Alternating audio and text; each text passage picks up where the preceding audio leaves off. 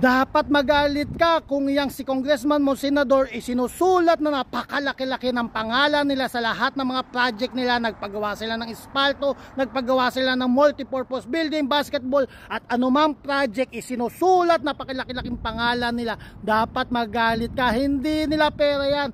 Pera mo yan. Ginagamit yung pera mo para magpasikat, para magpa-epal, para dakilain sila.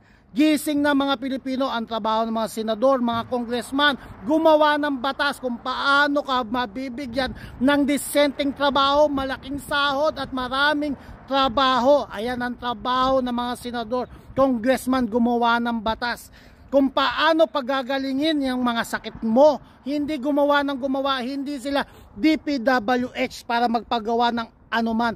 Pera mo yan. Kung nilalagay nila ang mga pangalan nila, tawag dyan epal. Gising na mga Pilipino. Hindi mo utang na loob yan sa kanila.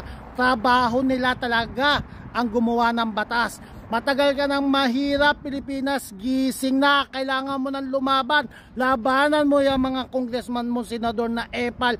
Wala ka dapat na utang na loob na ibibigay sa kanila. Kundi kailangan ipahiya mo sila.